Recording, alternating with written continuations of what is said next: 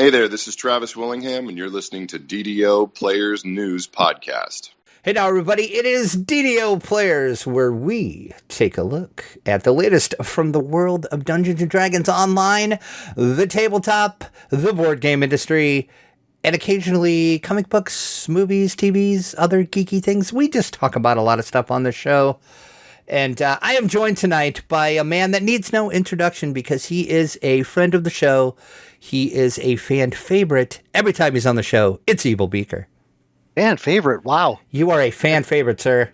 That's an upgrade from, what did Pine Leaf call me? The every friend of every evil alchemist? Oh, that's right. Something like that. Something like that. He tried, yes. Hi, everybody. Hey, thanks for coming on. I appreciate it. Hey, no problem. Always good to have you on. We always tend to veer up and have some strange conversations, which is fine. Nothing wrong with strange and gaming. They kind of go hand in hand. Yes, they do. That is for sure. Speaking of strange, kind of, I guess. Kind of a bad segue, but here we go.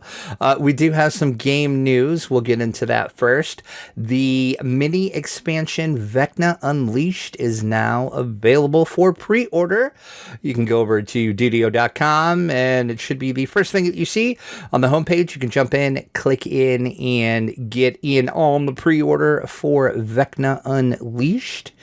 The mini expansion comes in 3 editions, which is the same as all the other last expansions. Pricing pretty much the same as well too. You've got the Ultimate Fan Edition, the Collector's Edition, and the Standard Edition. $19.99 for the Standard, $59.99 for the Collector's, and $99.99 for the Ultimate. Standard Edition gets you the Vecna content, Monster Manual 9, and the Macrotechnic Epic Destiny.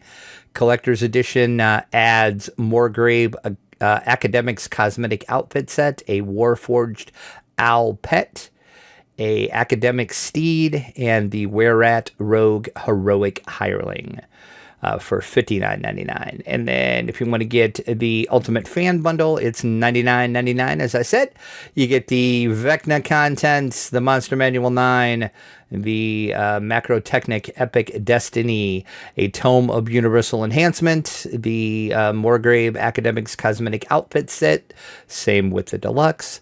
You get the Steed, you get the Owl Pet. You also get an Ancient Lich Steed, a Flame Skull Pet. You get the Ancient Lich Cosmetic Outfit Set. You can see a Lich theme coming through here. You get the Heroic Hireling, which is a Were-Rat. You get the Legendary Hireling on the Were-Rat. You get a Character Bank 20 slot upgrade, 1 per account on that. 10 slots for your account bank. The Vaunt Arcane Assistant 2.0 Sentient Jewel. And you get a teleport to Moorgrave University. So basically, it's like your teleport like all the other expansions give you. So that's it. That is the breakdown for the different editions. Like I said, this is pretty much what everybody expected it to be. The pricing, everything is the same. So is it the same as the last one? Yes, it was. Yep. Because I remember, which one was 120 or something like that? That was why can I not think of Sharn? Yes, Sharn? Thank you, Sharn. Yes, I'm going to say why can I not think of the name of it? Yeah. So, if you don't want the fluff, you just want the new content and the Epic Destiny, feel free to get the standard $19.99 edition. Yeah, I mean that's like buying a couple of handfuls of points. I mean, it's not people do that all the time. Right, exactly. So no big deal. Like I said, the only thing the Collectors and the Ultimate's going to get you is fluff. I did not have a chance to make a video on what this stuff looked like, but I did notice that Axel over on his channel, not the last video he had up, he just put a video up about hardcore, but the video before that, he did show off what these look like. So until I can get a video up to show off all the stuff, feel free to go over and check his video out because he did a great job. I will say one thing: the artwork, it's cool, but that hand doesn't look very human. Yeah, I was kind of the same way. I'm like, I'm not sure. I just did a Google search, and there are a couple of Illos out there that look kind of like that one. Okay. But like, remember the one in the jar that they were selling from WizKids a while back? Oh yeah. That one looks more just like a shriveled hand holding an eye. Yeah, which I mean technically should be what it is. Right. But, and then the old cover for the Greyhawk Adventure, Vecna Returns, is more. But I do like it. Oh, I do think too. I think it looks sharp. I mean, I love the red. Yeah, I do too. And then the book, and then you got the cultist around the book. Yeah, it's just kind of. I'm not sure why they went. I think it's just the elongated fingers that are kind of weird to me. I think kind of tossing you off a little bit. Maybe, yeah. Along with this, they did release a FAQ. So if you have some questions on Vecna Unleashed, the Vecna Unleashed will be available to buy in the DDO store for points. You're going to have to wait until March 2024 for that, though. So if you want to save your points up until then, $19.99. So 1,999 points is what the Vecna Unleashed content is going to set you back. Once again, March 24th is when this is going to be available in the store. The Monster Manual 9 will be 595 points. Plus one tome of Universal Enhancement for Morgrave will be 3,495 points. And the Macro Technic Epic Destiny is going to be $9.95. So if you don't want to spend real world money for it, you just want to spend your points, like I said, maybe even banking them, maybe you're going to save some money and buy points, you have till March to do that if you want to pay with points. So that's an option you have as well. And just like the Isle of Dread content, to get all your extra goodies other than the horse, the horses will automatically be added to your stable. But all your cosmetics, you just have to talk to an NPC. His name is Mark Rell. He's located in the Clifftop District near Sharn, close to the airship to Morgrave University. You just talk to him, and he'll give you all of your extra goodies for the expansion if you buy it. Vecna Unleashed is going to include 13 quests. You're going to get one raid. The raid is coming a short time after, so keep that in mind. And a new public area. The Vaunt Arcane Assistant 2.0 Sentient Jewel is it one per character or one per account? It is one per any character that you wish. So if you go and talk to him, he will give you a new one. So you are going to get one of those per character. If you misplace your cosmetics, just go back and talk to the NPC. He'll give you another copy of your cosmetics. And then, as I said, the creature companions and the steeds will automatically be delivered to your creature companion and your mount stables with your purchase. Basically, it's going to happen the next time you log in. So after you enter the code, and then if you log out and log back in, then you'll get the creature companion and the steeds. The heroic level of the hireling is 18. The legendary is 32.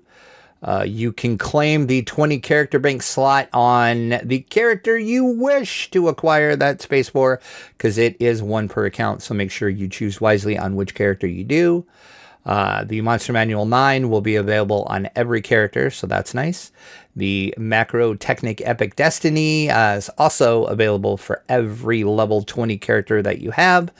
Basically, just because you have to get to Epic Destiny level to start using it, but every character you can get Epic Destinies on can get that. And then the way to get that, if you want to do that, is you travel to the Junction of Spears. You acquire the Macro Technic Epic Destiny by speaking with Edmund in the Arcane Spear. And there you go. So Vecna Unleashed now available. And this is going to be available to play in game tentatively August 16th. So we'll see if that changes. But so far, date August 16th for release. I'm excited because it's Vecna. I mean, everybody knows I love Vecna, so it's like my favorite evil. You love the bad guy. I do. I have always loved the bad guy, and I think Vecna and Strahd are right up there for my top two villains of all time. And, it depends on the day. One day you might talk to me. I might say Strahd's my number one. Sometimes I say Vecna, so I kind of swap back and forth from them. But I'm excited for this. Other than It does sound fun. We'll have to see what the quests are about. I just wish it was in Greyhawk. That's the only thing that. They will never get that. Yeah, well, no, that's no. Greyhawk has been out of bounds. Oh yeah, forever, and it's gonna stay out of bounds. But that's not changing anytime soon. We will kind of have a conversation about that in a little bit because there's something interesting that I'm glad you're on the show for. That I'm gonna get your opinion on, but we'll save that for a little bit. So with the release of the pre-purchase, we did get an update. It was update 60. This was released on Wednesday, July 26th. So last week.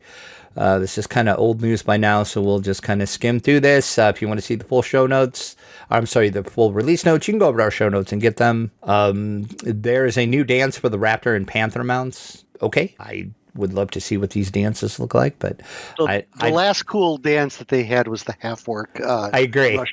Russian vodka dance. I agree. Yes, I agree totally. I think that was the best. I'm still waiting for them. And they should have done it with either maybe the Drow or a Warlock. I still want somebody to do the Thriller dance. I think that would be amazing to. Yeah, that would be fun. That would be. I think that would. One of the major new things that they've added in here in the harbor, you can go to some of the tavern keepers, and they are going to give you what is called a quest lead, and that's going to grant you some vector quests leading to various quests around the harbor. There is also a bit of little info and a little bit of favor and compendium information in there as well. So it's basically to help new players more than veteran players. If you want to get started with that to see how that is going to play out, you just talk to any of the barkeeps in the Wayward Lobster or the Leaky Dinghy. So that's kind of nice for new players. If there's somebody brand new that's coming into DDO and is kind of unsure what to do, go ahead and pick up these quest leads, and then they will just walk you through hey, you should go do this quest chain, then you should do this quest change, and then it's going to lead you into the next one. So that's kind of cool. It's not really a new player experience. It's just kind of helps you just because you just are out in the world and you're I don't know what to do now. So this will help. Like I said, it's more for new players. The biggest thing in Update 60, though, is the update to the Dungeon Alert. They did this to, quote, put some bite back into the system. The system has not scaled well against ever-increasing player power over the years. So what they have done is if you get red alert in a dungeon and that red alert is maintained for 30 seconds uninterrupted, you will now get the purple alert. The purple alert is going to trigger all enemies to gain true seeing, and that is similar to how most bosses have true seeing. Also, purple alert, all enemies will gain 25% dodge penetration and a very large to hit bonus while flanking, i.e. the enemy is behind you. Also, purple alert, enemies who would have been crowd controlled is going to break free in 6 seconds. They will break free even faster for every time they are crowd controlled after that. So no more stacking crowd control on people and then just trying to run. Not going to work anymore. Defeating enough enemies to leave red alert while in purple will cause you to immediately shift to orange. If you go back up to red from orange, maintaining red for another 30 seconds, you're going to go back to purple. So in other words, don't ignore red dungeon alert. I don't see many people coming back from a purple alert. It doesn't sound good. No, it's sounds pretty brutal. Yeah. So I think the key is just don't zerg, folks. Don't zerg the dungeon is the key here. Movement speed bonuses have also been increased for all dungeon alert levels by 20% for enemies that are CR 10 and higher. They are aware that some content has some trigger issues, and they are working through those. And if you do find them, there is a thread on the forums that you can post in. So like if you find a dungeon, you go in and you do something and it automatically triggers like a red alert or something, let them know, because nothing should automatically trigger like that.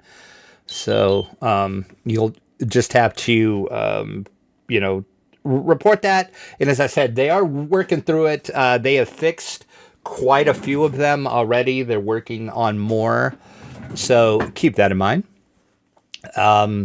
The other big thing in the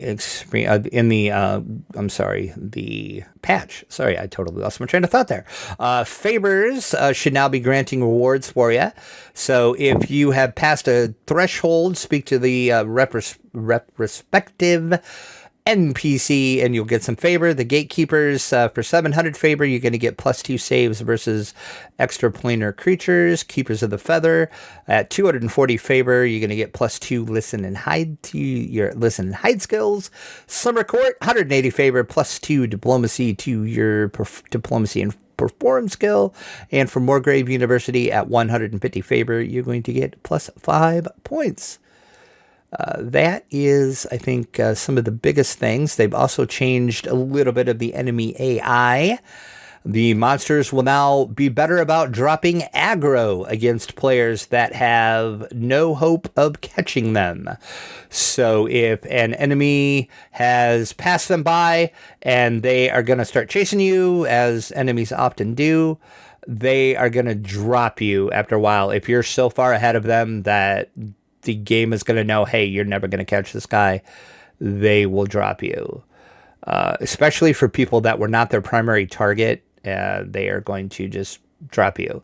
And then they're not going to jump back to their spawn point anymore either in most dungeons.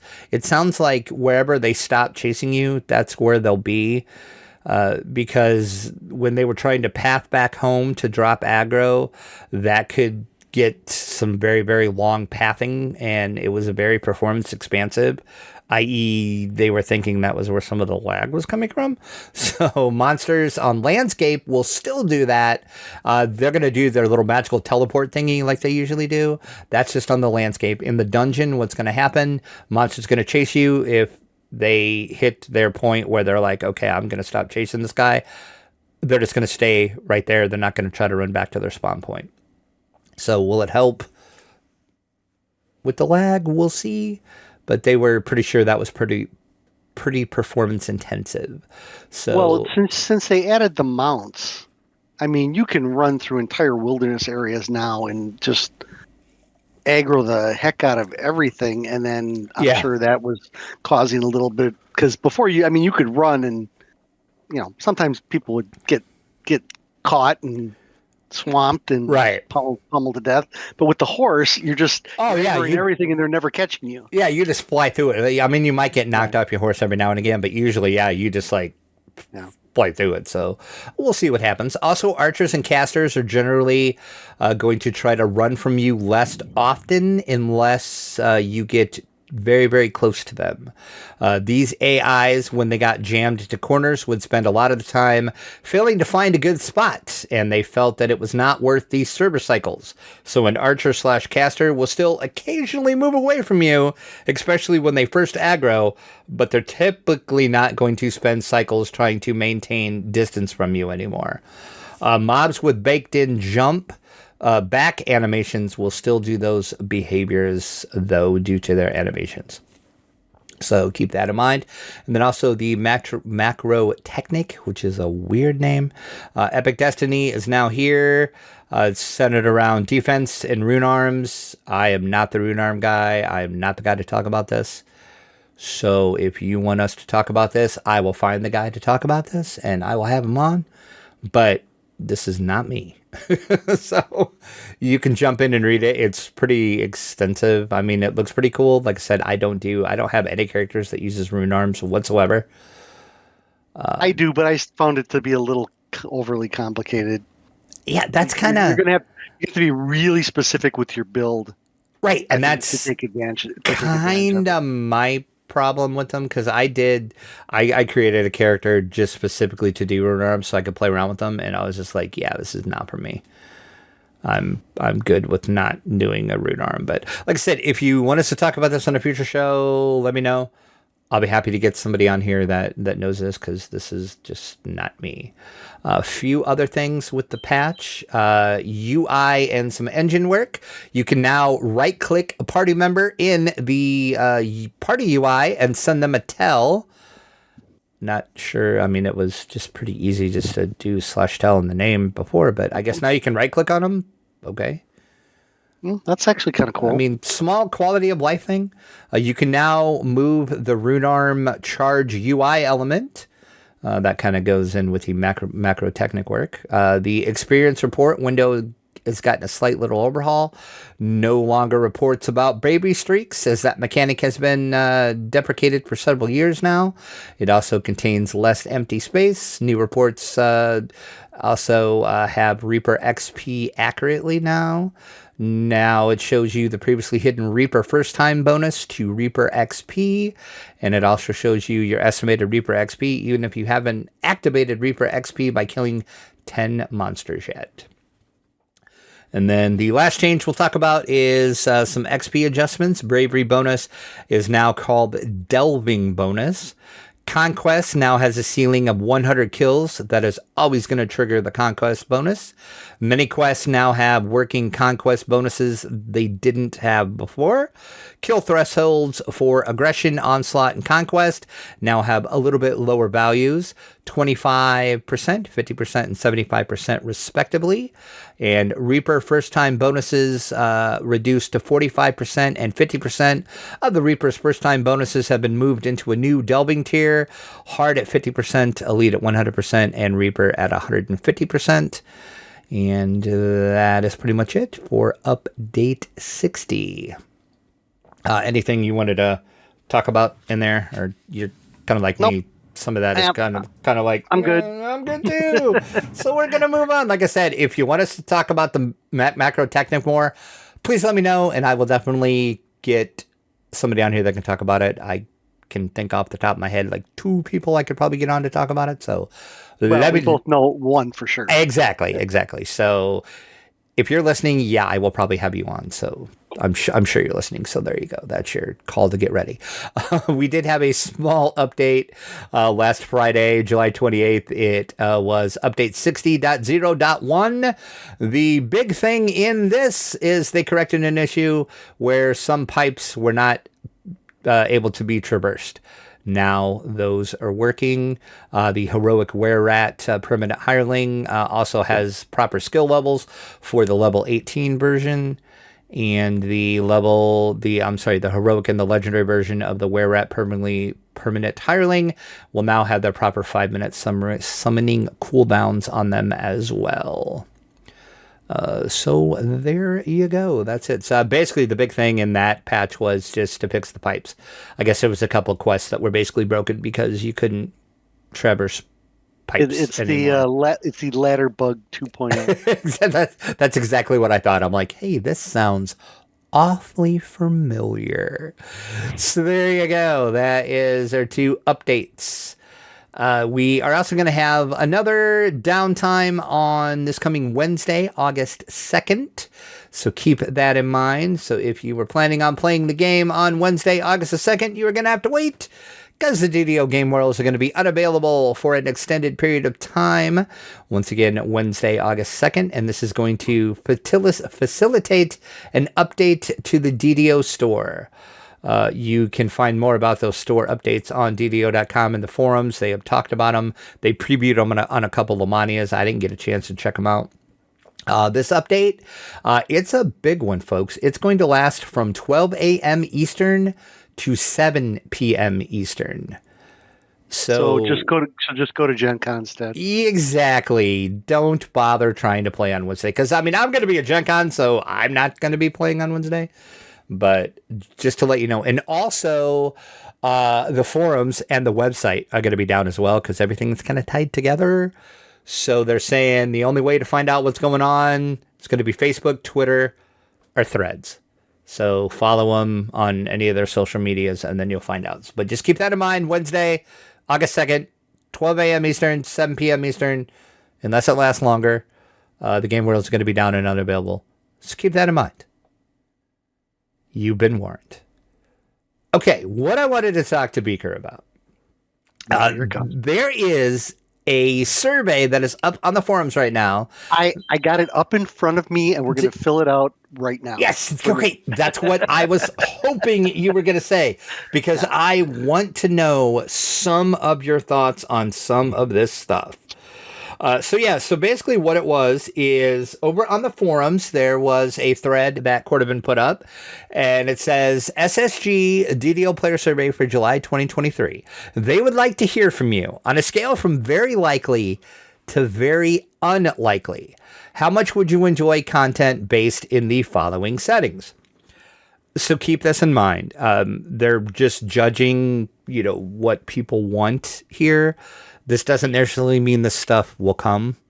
So keep that in mind. And they kind of posted in the thread later on that it was just like, hey, this is not a announcement of, oh my God, every one of these things are to be coming to the game. I mean, would we want all these things to come to the game? Maybe. It depends on what it is. So let's talk about it. Our first choice, The Forgotten Realms and the Lost Mine of Phandelver. Nope, that is not number one, dude. Scroll up a little. I'm on the actual page. I'm on the page too. Number one is the Astral Plane and the Settlement of the Githyanki and Githsari. That is number 5 on my screen. Oh, so they're moving it around a little bit. They must be. That is interesting. Yeah, because maybe they think that you're gonna vote differently if you don't if you vote and scroll down. Very tricky. Yeah, that is very tricky. That's very interesting. Okay, so we'll just, like I said, these are really in no particular order. They just have them 1 to 2 to 3. So I, at least on my page, apparently not on Beaker's, but Forgotten Realms and the Lost Mine of Phandelver. If you're not familiar with Lost Mine of Phandelver, that was the first adventure that was in the first 5e starter box set that came out. Yep. Very, very good adventure. We have praised it on the show before. We have, and I will continue to praise it because I dare say it's probably the best 5e adventure that they have made. This surprises me a little because this is a 5e adventure. Mm-hmm. So let me give you my thought real quick on the whole thing. Okay. So they're probably fishing for what they want to try to pay for next.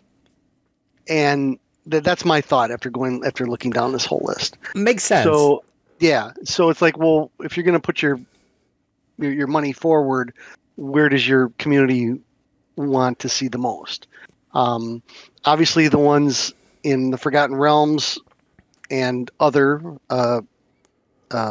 intellectual properties, we'll call them, might cost a little bit more than others, but there's some good choices in here, and the Lost Mine is a really good adventure. I could see it fitting into DDO, but it just surprises me that it's there because it's 5th edition. I'm going to check very likely. And that is what I did when I filled it out as well, too, because I have already taken this, actually. Then the next option, at least on my screen, as it were. We'll go on your screen. Apparently, they're mixing these around, but keep that in mind. Eberron and the Monster Nation of Droam. Boo. I mean, I'm like... we've already done Droam a couple of times. You can only fight so many orcs and minotaurs and I'm not that thrilled. Giants. Yeah, I'm gonna go unlikely on that one. I did neither likely nor unlikely on that one because I'm like, whatever. I mean, if you do it, I'll probably play it, but more Forgotten Realms and Myth Draenor. This one is kind of weird. This one was weird and surprising to me as well. Myth Draenor is okay. So if you have this big map of the realms, okay, everything that's been 5th edition and everything like that has been on the Sword Coast, which is the western coast of Faerun. Okay. Mm-hmm.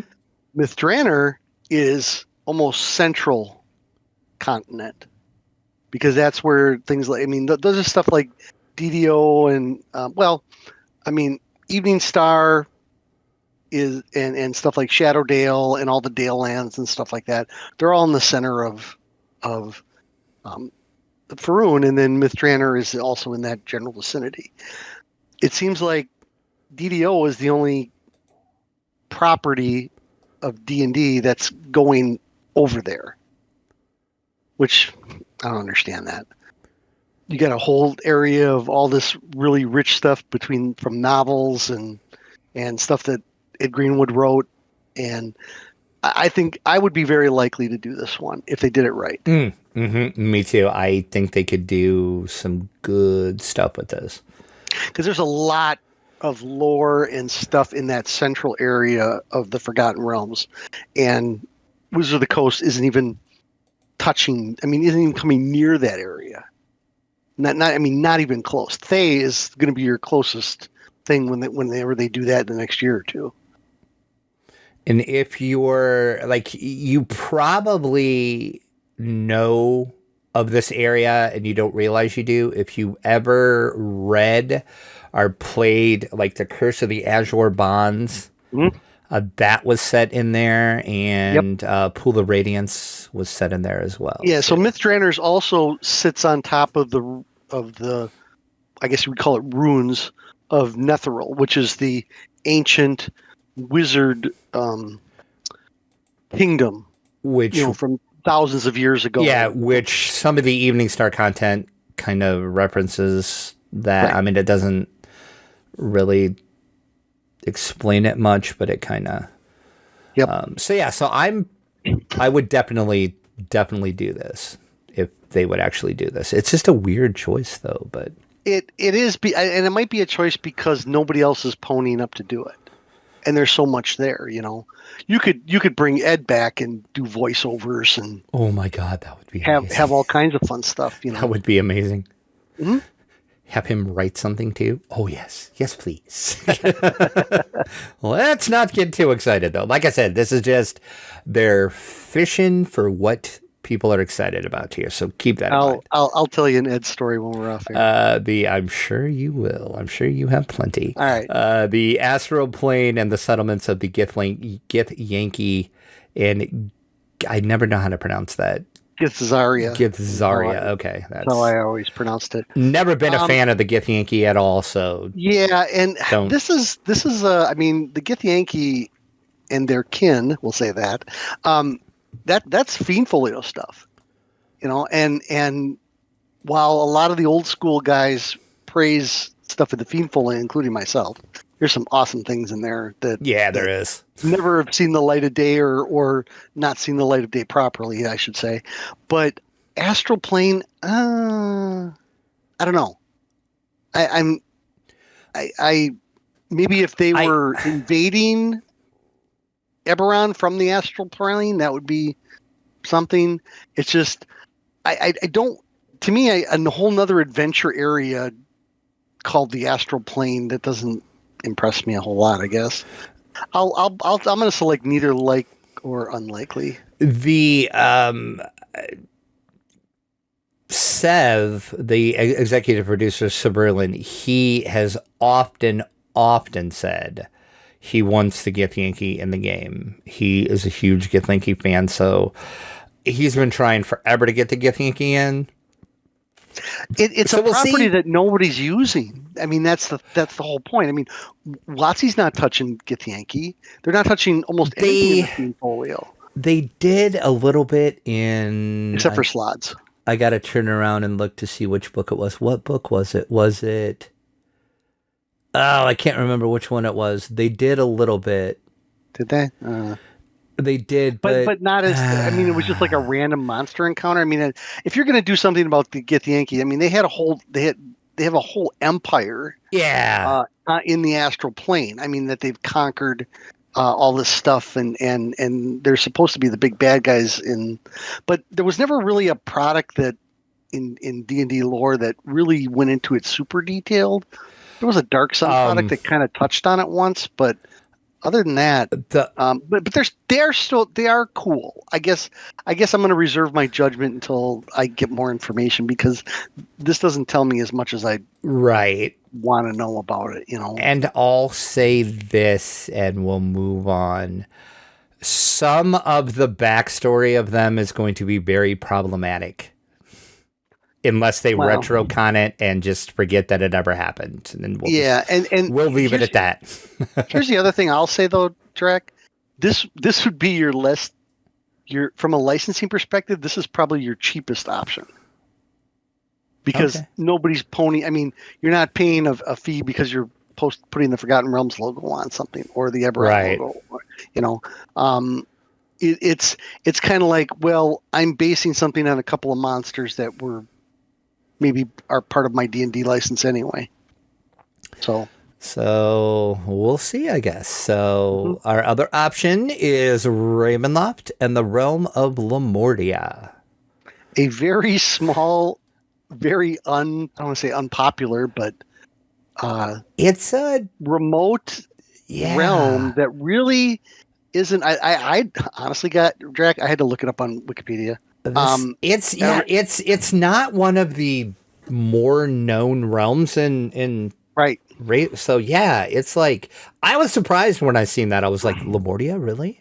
Now they could do some very cool stuff. Yeah, my Ravenloft 5th edition book is way over on the other side of the room. I mean, maybe there was something in there that they put in the new 5th edition book that made it interesting.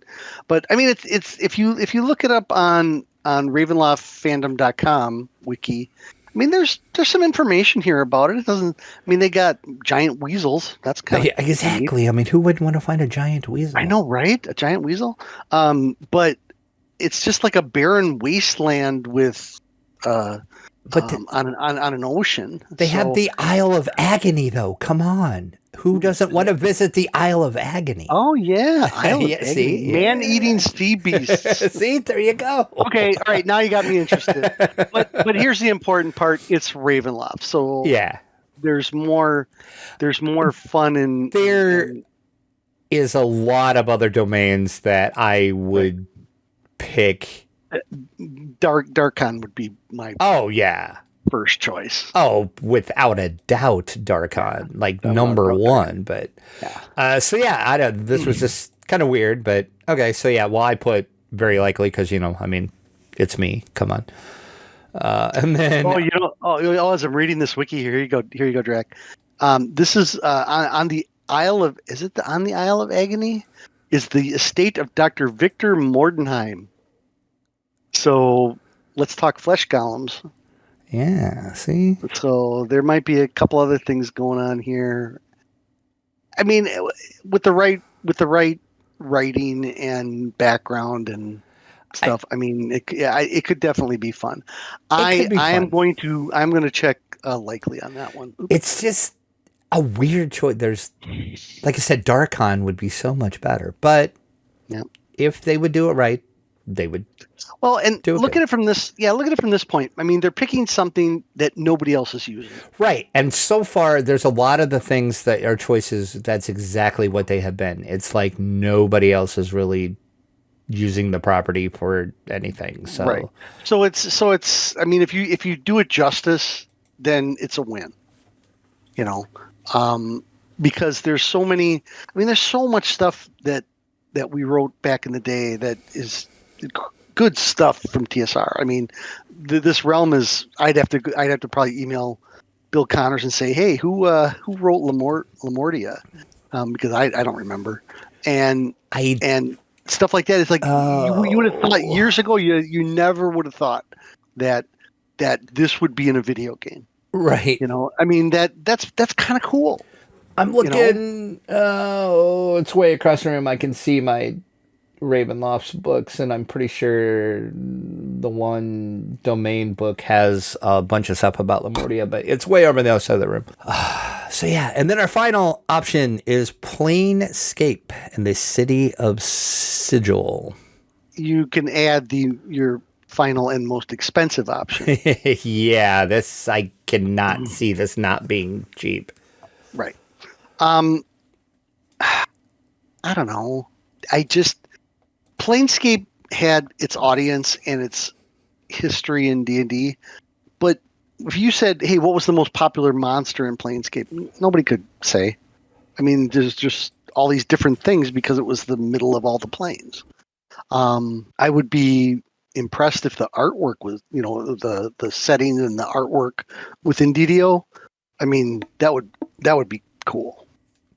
But I mean, I definitely would try it, but I got some reservations on it, only because I don't know, like you said before, what are they going to keep and what are they going to leave out because of because of the way things are today. So, and not that every release of DDO needs some controversial content. It's just you never know what something's going to look like. As much as I'm worried, what are we calling that one? The Planescape. Yeah. Plain as in Plain. Yeah. Plate, yes. I mean, there was a lot of people that were excited about Spelljammer, and then the product it didn't fall on its face, but it wasn't impressive. It wasn't as good as it could be. Yeah.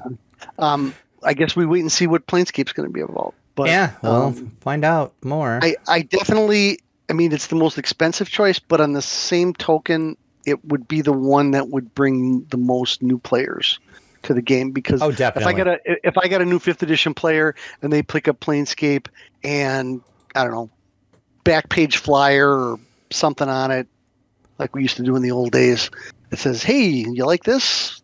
Check out DDO. It's got a Planescape module on it and blah blah blah. But I think that one would, and I know zero about how much Standing Stone pays for licensing. So, but to me, that would be the crown jewel of licensing fees right there.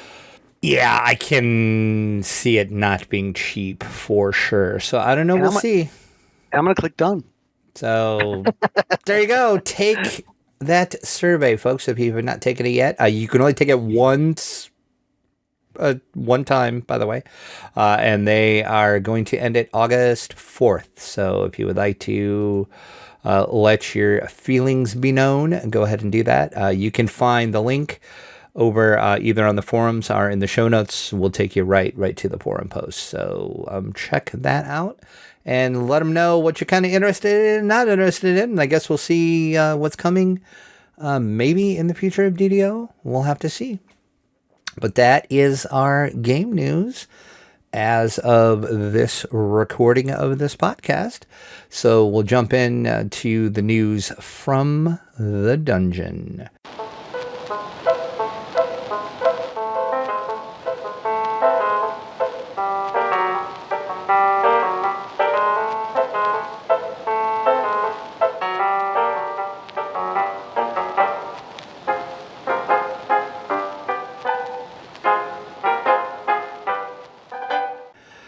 First thing we have up is something I'm super excited about, even though I still haven't got it yet. It was a Kickstarter, but the Stokerverse role-playing game is now available in print and PDF. Did you got the PDF though, right? I do got the PDF. Yes, the PDF delivered, but the print physical stuff is supposedly on its way.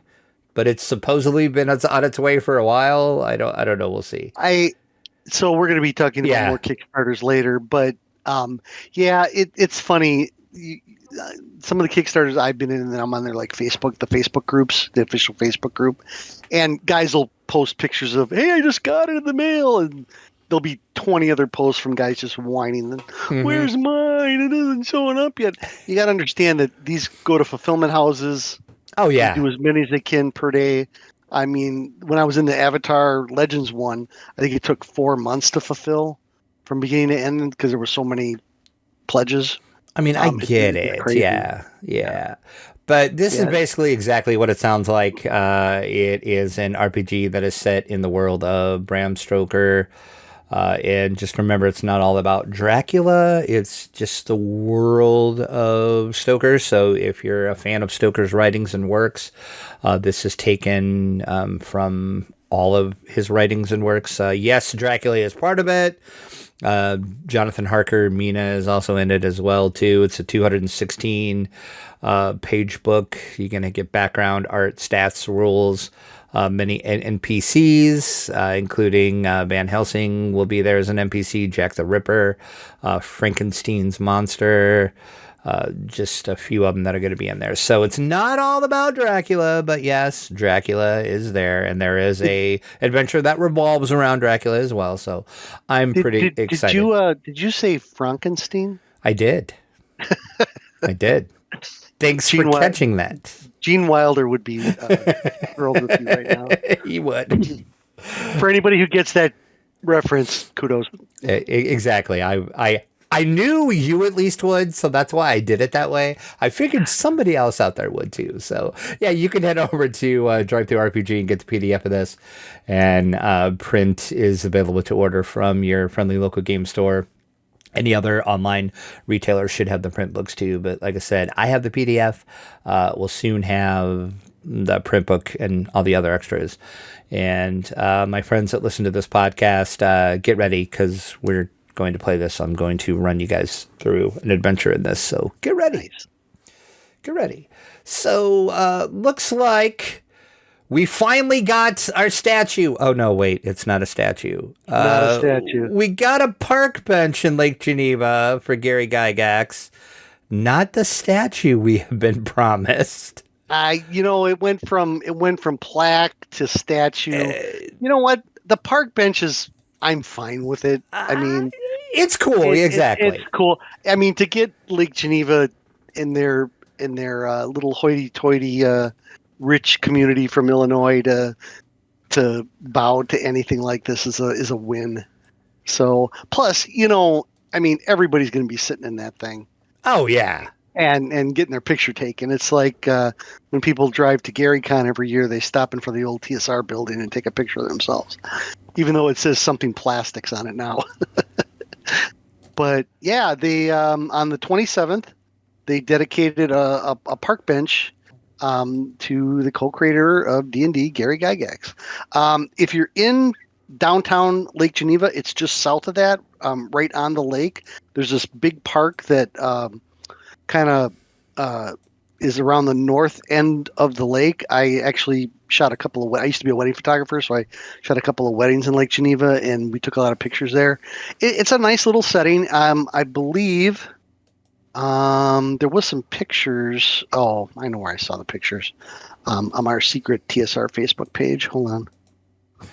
Ooh, there's a secret TSR. What? I've mentioned it before. I know you have. I'm just giving you a hard time. It's only for TSR alone. I know. I'm just giving you a hard time.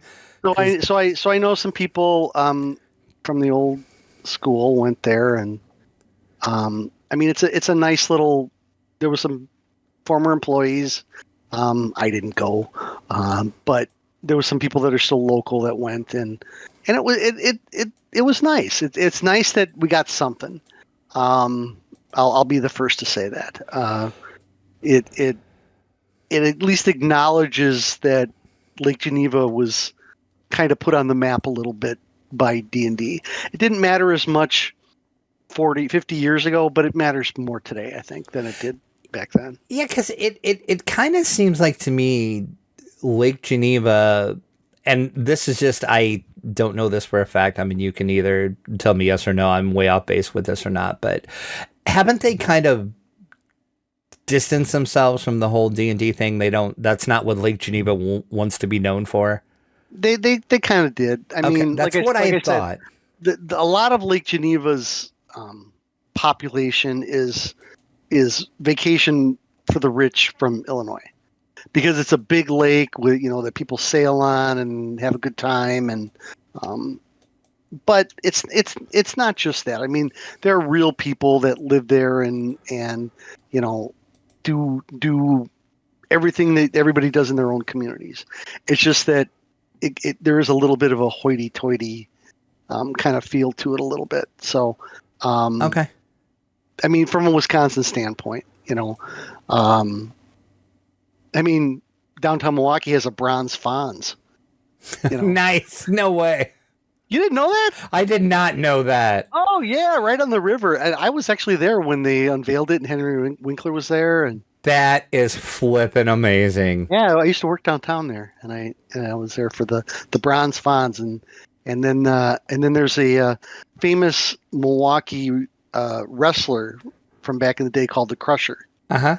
If you're a big wrestling fan, there's a Crusher statue on the south side of Milwaukee because he was from the south side of Milwaukee. That's amazing. Anyway, yeah, we do some weird stuff in Wisconsin once in a while. I guess so. But the bench, I'm looking at the pictures now. So the bench is kind of sits under some trees, and it's right on the lake. It's I think it's a nice addition and a nice thank you to the community, even though it is 50 years later. Better late than never, right? Yeah, absolutely. So good on them. Yeah. So up next here from the dungeon, we're going to talk about some RPGs and Kickstarters. Since we're over halfway done with the year, we're almost in August, which is hard to believe that we're actually talking about August already. I know, it's horrible. But we're going to just look back. Beeker, has inundated the show notes with lots of things to talk about. Oh, there isn't that much. No, actually, there's not. But it was it this time last year, or was it was last fall? I think we talked about Kickstarter. It was last fall, actually. Yeah. Yeah. So much to the chagrin of my gaming budget, occasionally I'll get into Kickstarter. Tell me about it. But okay, look at it from this perspective. I mean, not to diss on my local area game store, but I don't really have a decent game store within 50 miles of where I live.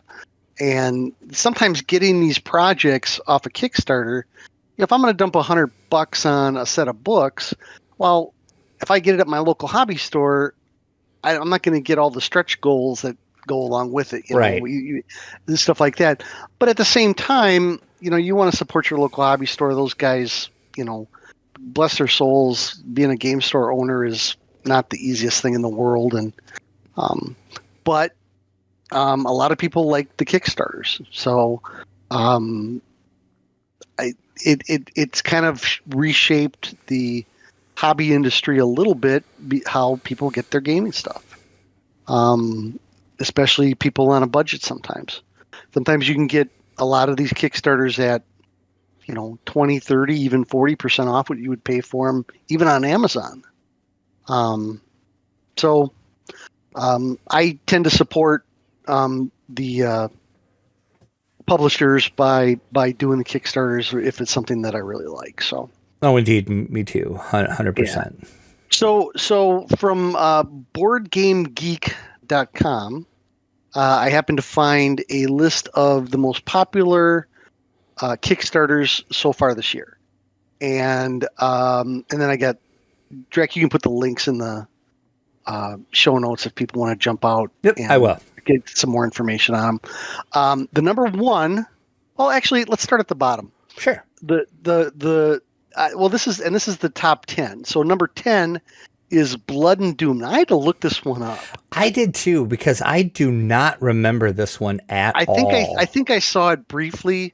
It made I know it made only $166,000. How uncouth. Lame. No, it's kind of like a role playing and miniatures dice game that kind of reminds me a lot of Conan. Yeah, and I think that's why it was really it was popular. I can see Conan out of this a lot. Yeah. Yeah, I mean it's got that hack/kill feel to it, and I can see why it was that popular. Okay, number 9, now Drac. Do you know who is a official supporter of number 9 here? Probably you, because it's not me. No, Fablecraft. It's a new digital tabletop RPG. This is a lot. If you people know what Roll is, ROLE exclamation point.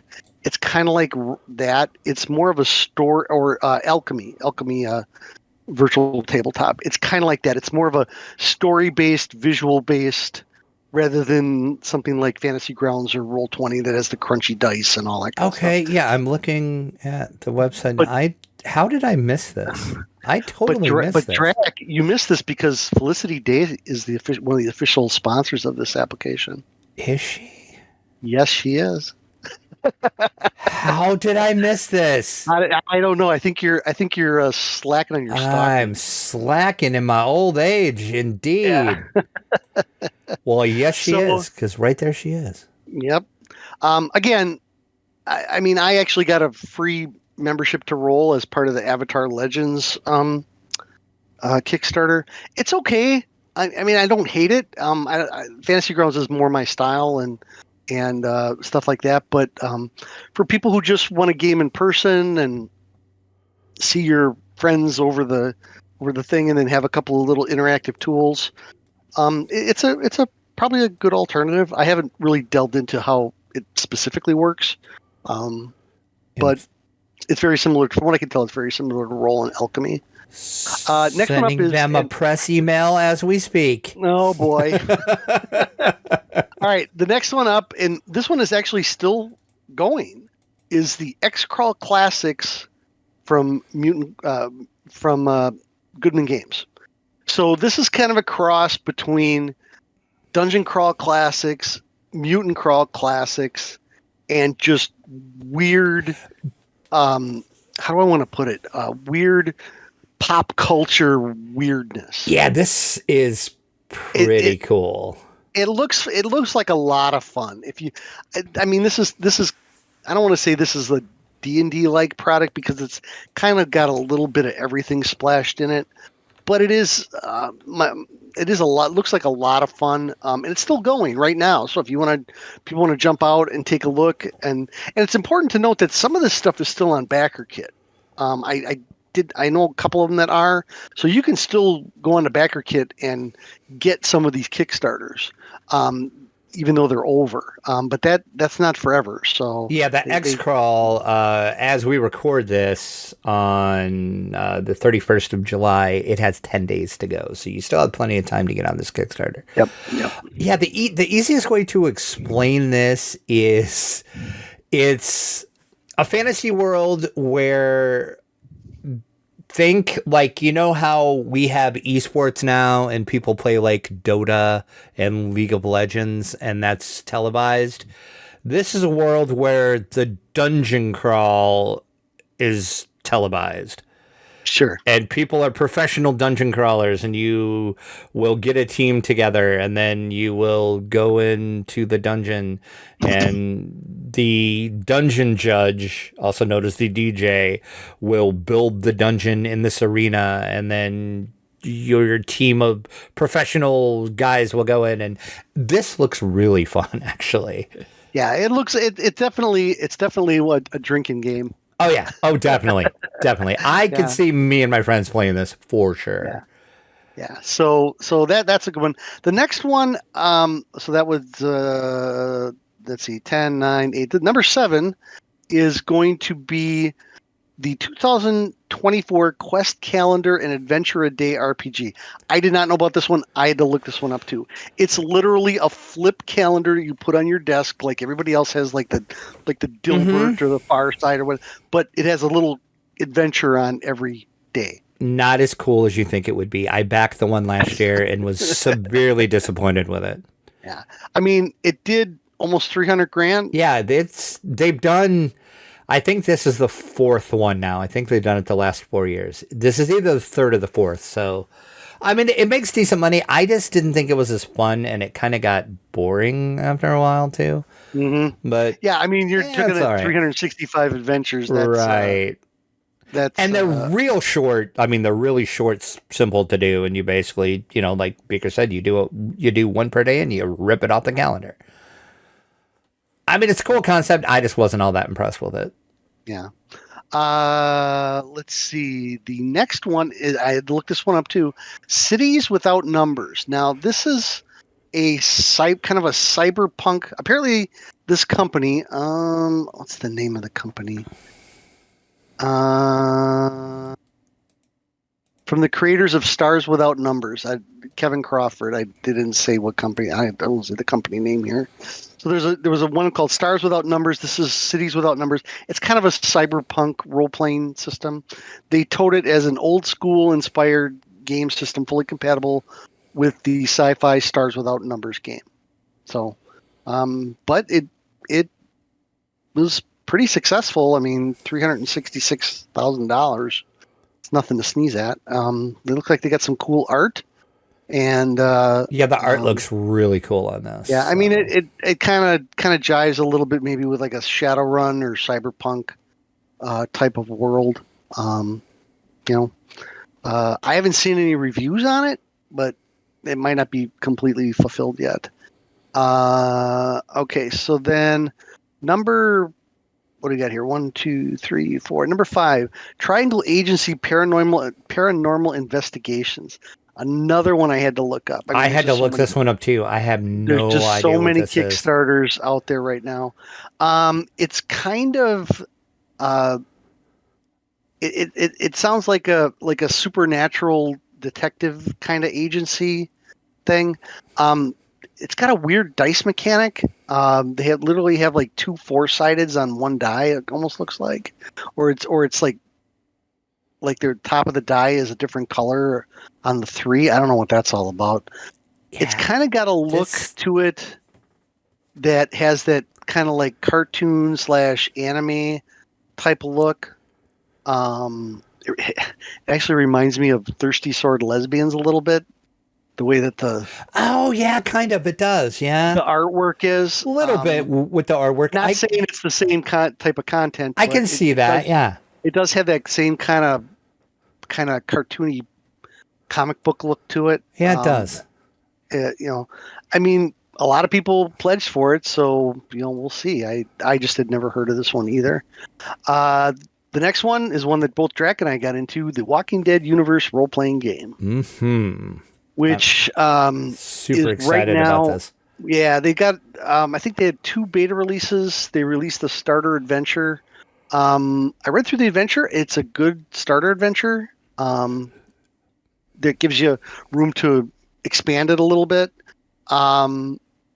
It's a free league game, so the mechanics are a lot like the rolling successful 6-sided dice type of thing. If you're at all familiar with how Alien RPG or Tales from the Loop, what's another one? How they roll, and then you have like a 6-sided is a success, but then you have like another die that if you roll a 6-sided, it's a success, but something bad happens, or a 1 and something bad happens. And in Alien RPG, there's stress dice, and if you roll a 1 on a stress dice, it's something really bad happens. In this game, whenever you roll a 1, a zombie shows up. So the more 1s you roll, the more zombies that are just going to walk right out of the bushes and come ripping at you. So, yeah, we'll see how it goes. I mean, I enjoy the show. I love a good zombie role-playing game. Mm-hmm. All Flesh Must Be Eaten. We played that for a couple of years when that came out years ago. So, I don't know. What did you think of it, Drac? Yeah, like I said, I've read through the PDFs several times. I like the mechanics. I like the adventure that was in there. So yeah, I'm excited to see what other people are going to do with it too, and what you like yourself can do with it. And I think it follows like the theme of The Walking Dead. If you're familiar with the Walking Dead universe, I think that they're definitely going for that vibe and that theme, and I think they've done it well. Just from what I can tell with the little, the beta PDFs that they've released to backers so far. So I'm excited. Yeah, and I'll tell you what, Free League does a really great job. They do with releasing betas and then taking feedback and putting it into the game. Mm-hmm.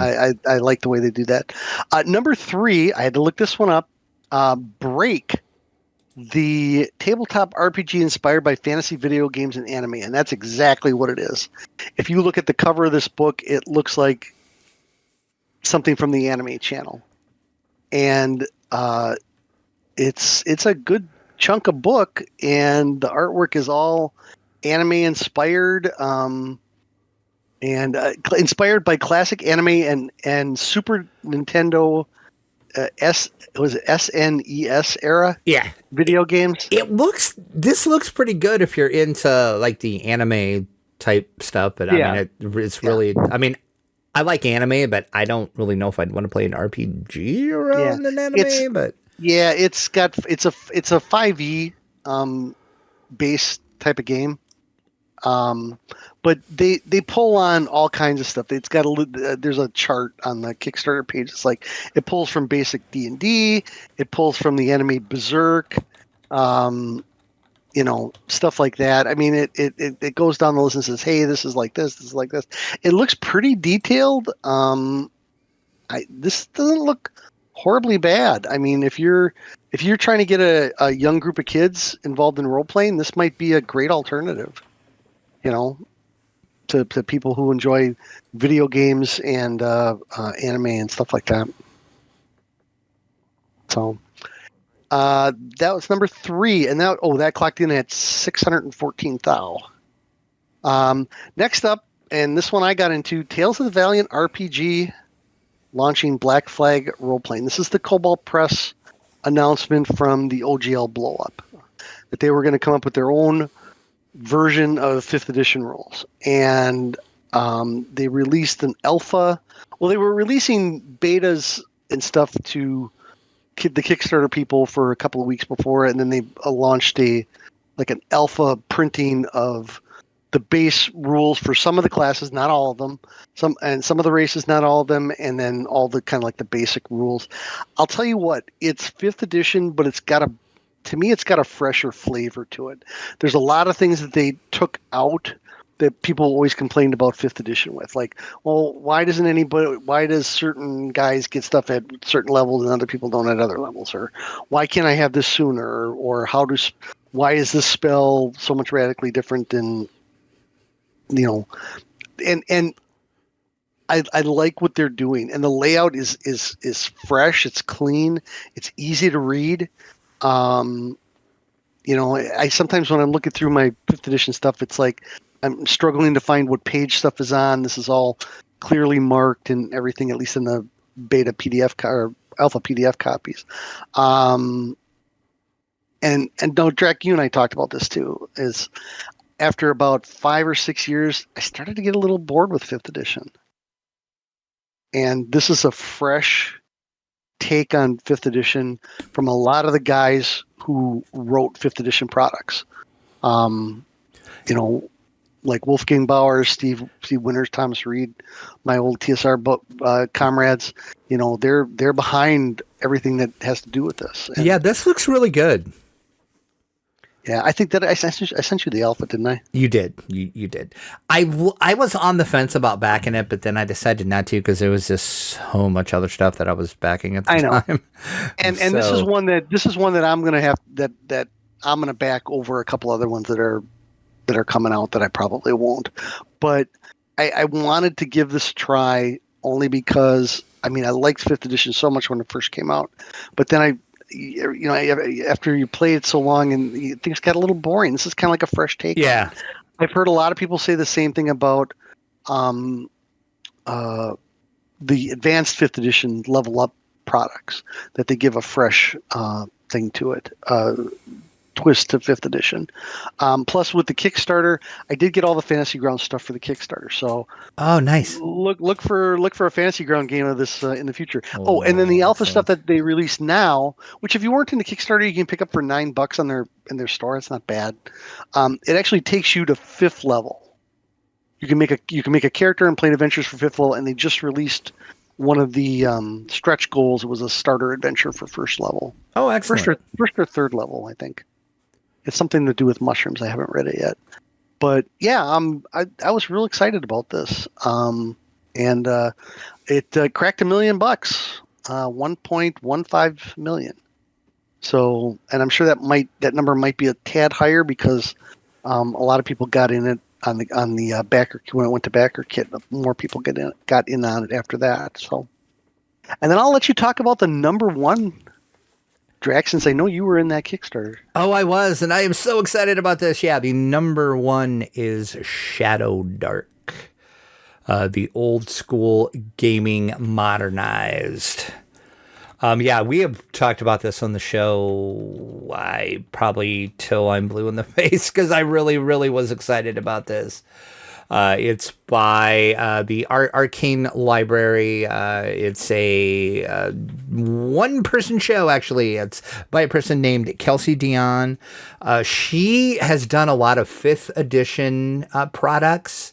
5e adventures. That's where she started out actually doing that, and then she decided she wanted to make this Shadow Dark RPG. So think of this is like old school D&D with some 5th edition rules with old school feelings and thoughts and flavor, though. That's the best way to describe it. Yeah, there's been a couple like this. I mean, Old School Essentials, which I enjoy. Yeah.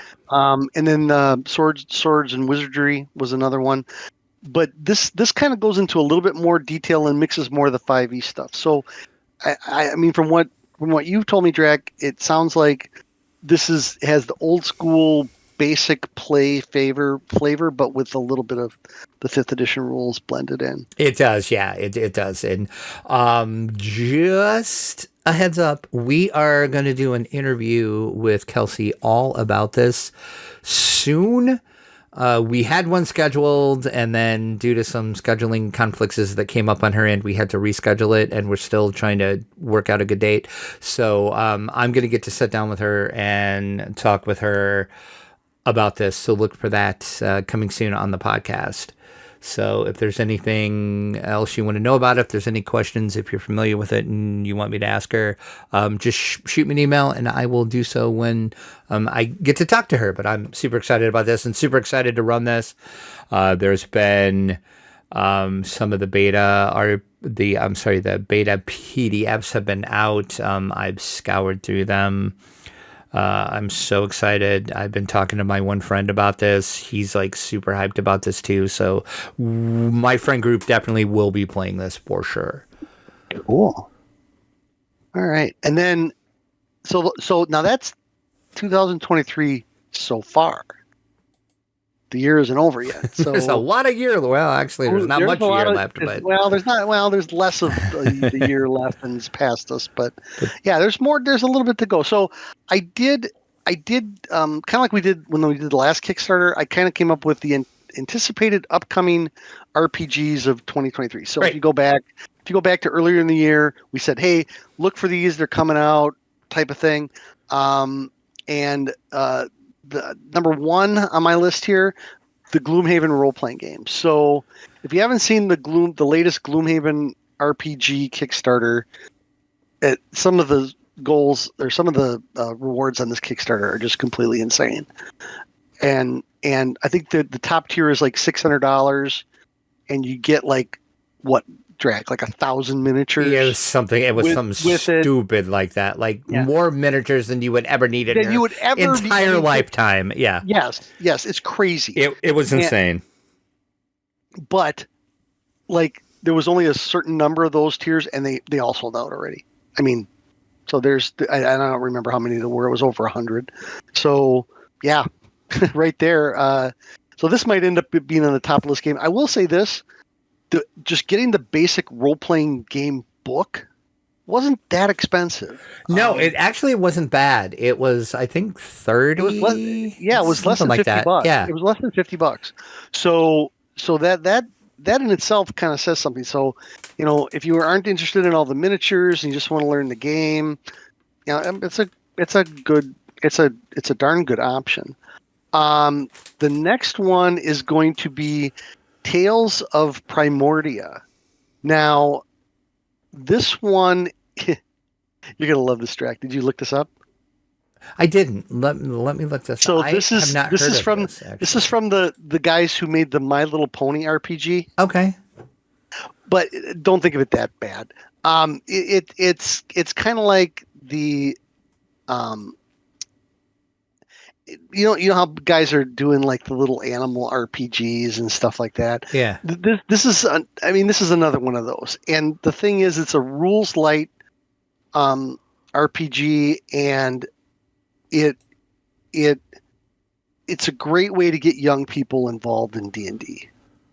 I wish, honestly, I know when people say My Little Pony, they all cringe, or Pugmire, or some of these other ones. You know what? I wish we would have had stuff like that back in the TSR days, because it would have been so much easier to, get younger kids, that are like 6, 7, and 8, like pre-10-year-olds, because we always put a 10 to 12-year-old banner on D&D, back then. That's official. That's just my opinion, but. I like this kind of stuff for that aspect. Yeah, it's great to get like kids into RPGs, and I'm not gonna lie, this sounds kind of cool. It's set in a prehistoric world of Primordia. Players become dinosaurs who are free to explore, meet new people, and hopefully make the land a better place. Yeah. Okay. This is kind of cool, actually. I don't know how I missed this. Yeah, this is actually kind of cool. All right, so next on my list here, again, Drac and I are both in this, the Monty Python co-curricular medieval reenactment program. Yeah, super excited for this. Some of the stuff that they are writing for this is just amazing. If you're a Monty Python fan, you'll be busting a gut. Oh yeah. Did you see the latest artwork? That some of the pictures look like John Cleese and Eric Idle, and it's great. It's great. So yeah, this is like, I'm like, okay, I am so happy I backed this. And not only that, but one of the things that they're doing with this Kickstarter is some of the pages, like the border art, is all done in that Arthurian stained glass style. Yeah. And they hired a special artist to do that. I mean, this book is just going to look gorgeous. I can't wait. I didn't get any of the weird stretch goals. Like, you could add the board game components for this, where you literally could launch a cow with a catapult.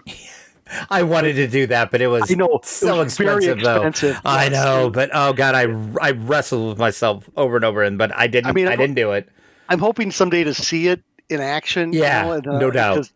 That'll be funny. But all right, so next is coming up on a release here, real quick, the Marvel Multiverse role-playing game, and they've already announced, I think, 1 or 2 supplements for it. One's a Spider-Verse supplement, and I can't remember the other one.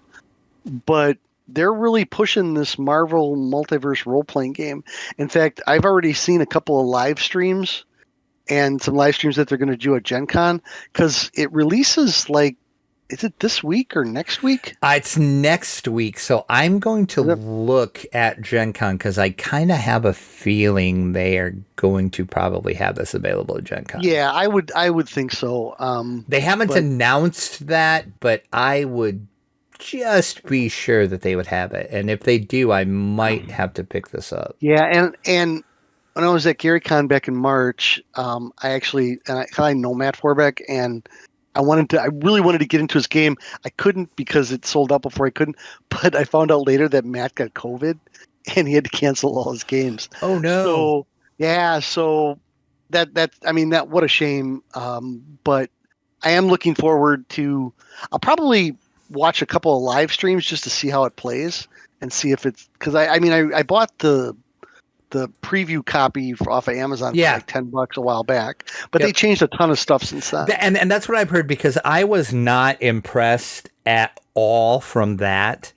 But I didn't like some of the names and stuff that they did. But then I had heard that they have changed a lot, and they took a lot of feedback from a lot of people, and they have, so I'll give it another shot. I'll at least page through it if I see it at Gen Con, but more than likely I will pick it up.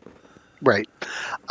Next one on the list, Warhammer, the new Warhammer 40K release. I've never played Warhammer 40K. I know very, very little about it. So I always thought that some of those guys were just insane painting all those miniatures and stuff. But oh yeah. What are you gonna do? Only thing I can say about this is it's being done by Cubicle 7, so it might be good. I am not a Warhammer player. They do a good job with BattleTech. They do. So that's some hope, I guess, there. The next one is a classic. the King Arthur Pendragon 6th edition, and it's like 6th edition plus they have a starter box too.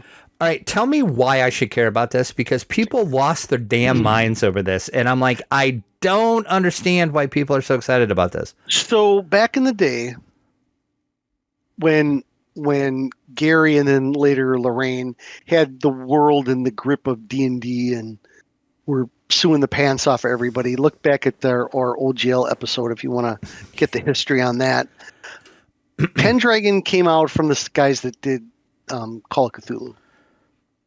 And it was really the first one of, okay, let me rephrase that. It was one of the first English role-playing games that was like D&D, but was not D&D.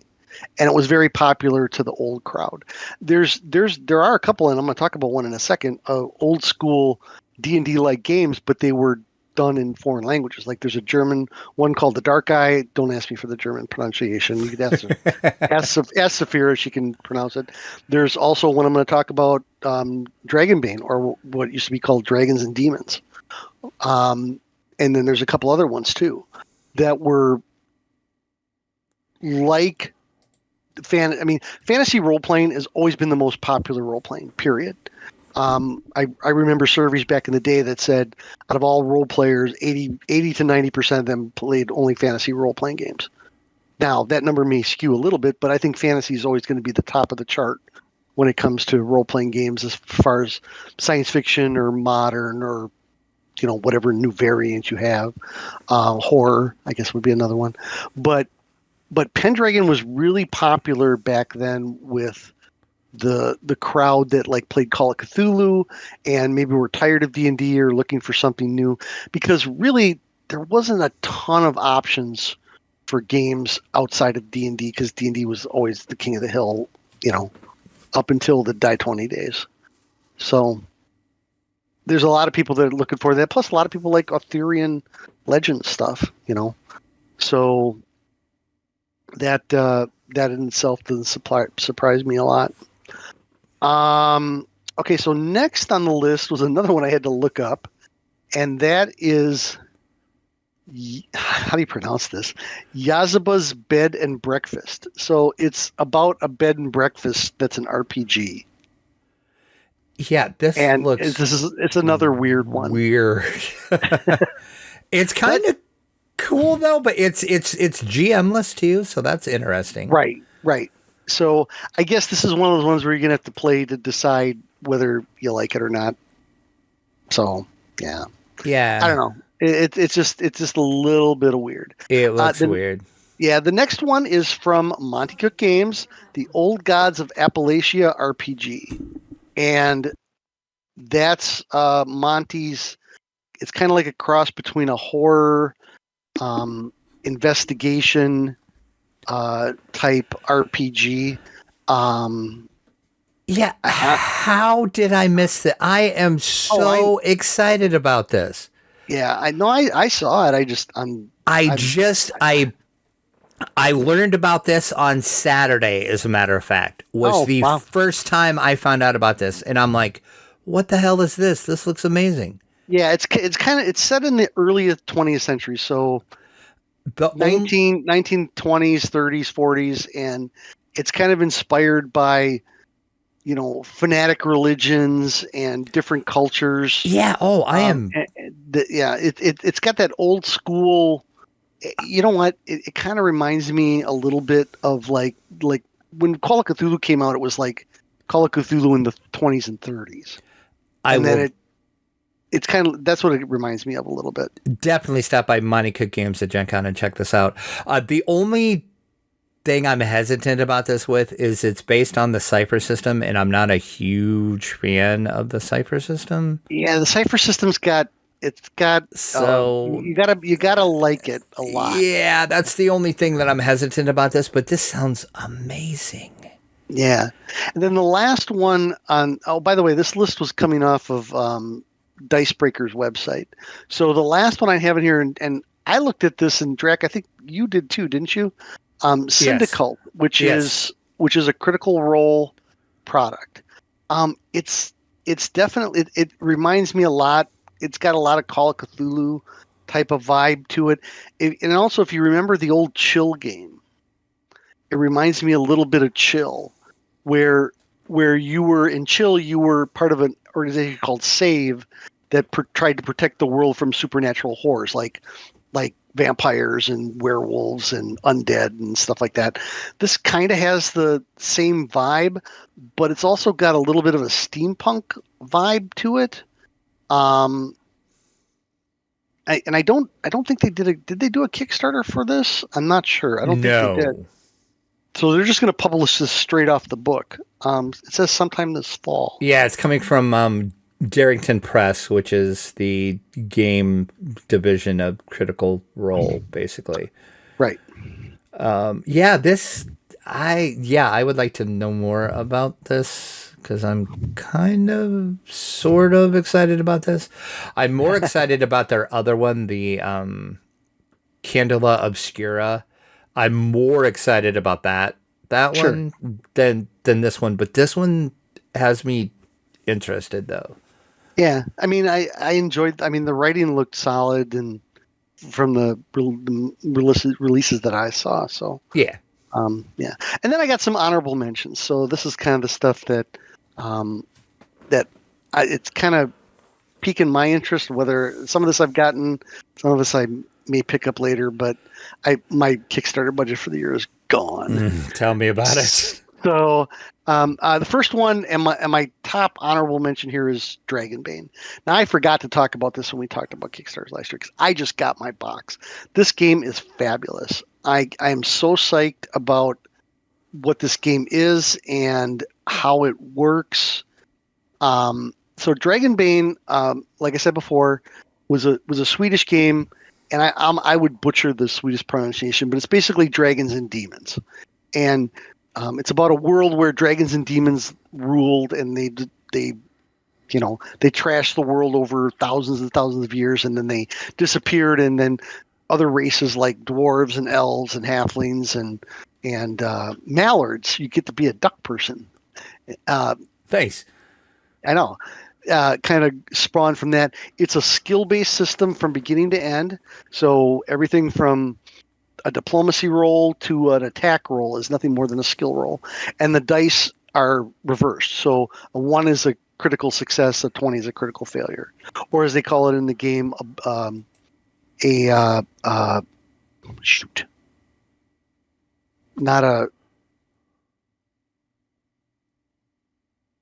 dragon and a demon. Sorry. I was trying to think of the, they also have advantage and disadvantages, but they call it a boon and then something else. I can't remember the other one, but I just got my box last week. But I've been really busy at work and I haven't had a chance to go through it, but we've been getting PDF alpha copies for a while now, but the box itself, it comes with cards, it comes with monster book and a very thick adventure book to really get you started. This is I see this game becoming very popular, and there's also years and years worth of products. This game was first published in 1984, and there's all these products that were done before, but they're all in Swedish. I didn't realize it was that old. I mean, I knew it was like an older Swedish title, but I didn't realize it was that old, and I didn't know there was that many titles for it. So, yep. Free League has a lot to work with then. Yeah, well, the same thing. I mean, there was a conversion for the Dark Eye a couple of years ago, the German RPG, and that one. I mean, there's hundreds and hundreds of products out for that, but I actually knew a guy that was trying to get those products brought over to the United States and converted. But the problem is some of the art and some of the writing, the company's only paid for the first run of it.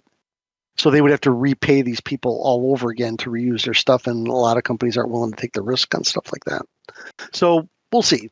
But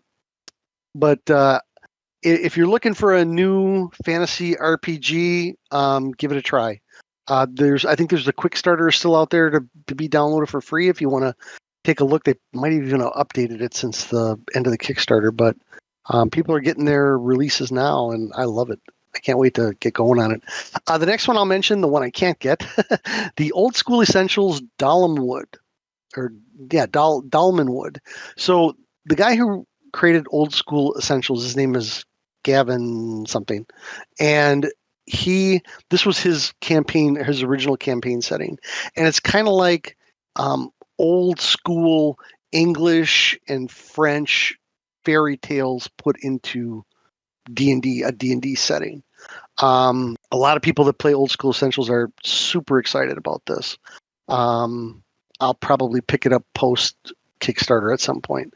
The next one I want to mention, because I have some friends who were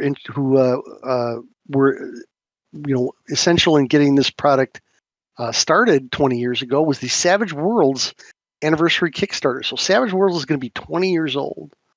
Shane Hensley came to me years ago when Fantasy Grounds was owned by a different company that I used to work with. And he says, hey, I want my role-playing game to be played online. And Savage Worlds was one of the first conversions we did for Fantasy Grounds, right around the time that third edition came out. And Fantasy Grounds 1, not even Fantasy Grounds 2. But there's so many different worlds that are part of the Savage World system, because there's the base role-playing system. Think of it like old school GURPS, where you had the basic role-playing system, and then you had the worlds that you could use that system with. And the fact that that's been going for 20 years now is amazing. And what used to be the original Deadlands is what Savage Worlds was built upon, and then it was changed slightly after a couple of years. But that's what kind of kicked off Savage Worlds, was the old Deadlands product that Shane Hensley and Matt Forbeck published back in the 90s. So, and then the last one I have on here, only because I always thought this was cool, was the What's Old is New starter box Kickstarter from Ian World. So, if you don't know what Old is New is, it's a generic role-playing system that uses six-sideds. So again, kind of like a GURPS type base system, and you have they have three settings for it: the old, which is fantasy, today, which is like modern day, and new, which is like science fiction. And they got a starter box on Kickstarter right now, and I think there's plans for a new release of the product down the line. But again, if you're looking for another fun game that there's different genres, same system type of thing, because a lot of times when you play a fantasy game and then a science fiction game, the system is always like completely different between the two, and you got another game system I got to put in the back of my brain. Stuff like this and Savage Worlds would be easier to learn because you already know all the base mechanics. So those are my honorable mentions. RIP to our wallets. No kidding, right? Between the role-playing games and the board games that are on Kickstarter, it is ridiculous. Yeah, but you get so much more, though. You do, and than buying it in person, and which is the huge selling point. And I'm telling you, FOMO is a real thing, because I have backed a couple things just because of FOMO, and it's like, well, if I don't back it on Kickstarter, I'm not going to get all the cool stretch goals. I'll just get the retail version, and it won't be as cool. So I get it. It. So, all right. So there you go. That is a look at our From the Dungeon news. We'll hop over to see what's on the tabletop.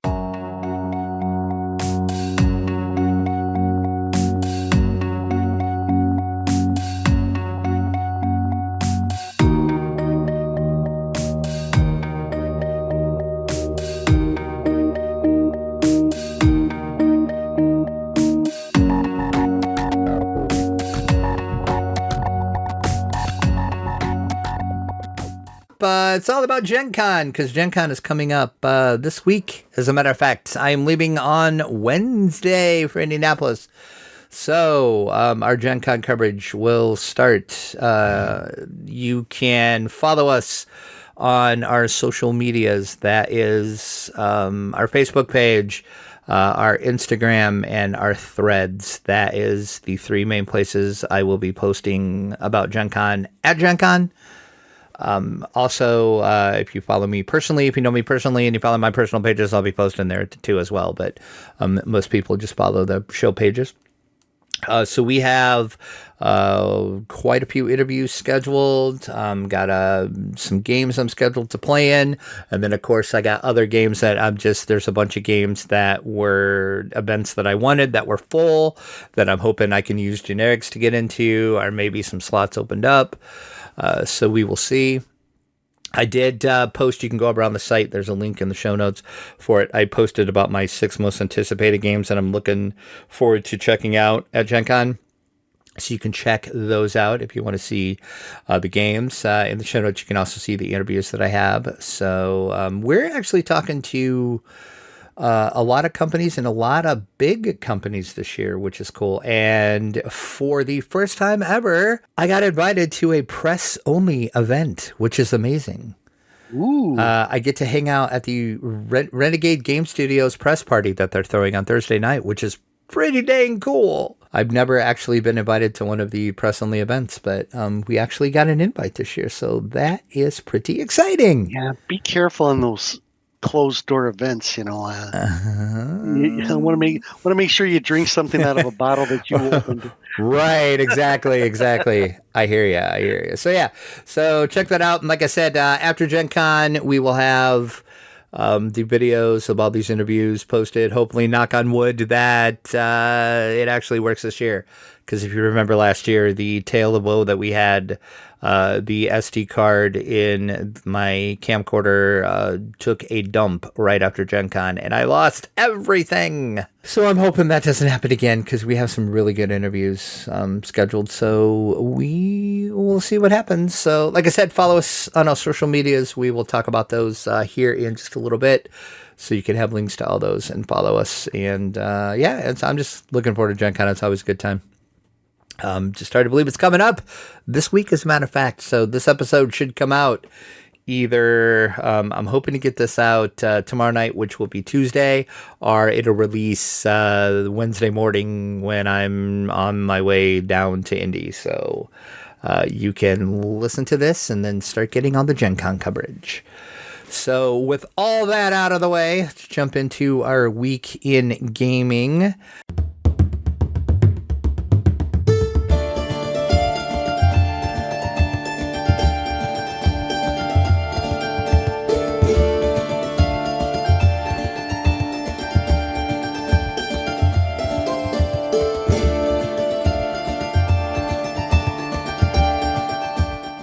I can go first here. I actually played DDO, which is... I know, I was first. there. You were there, as a matter of fact. You were. So you were witness that I am not lying. I played some DDO.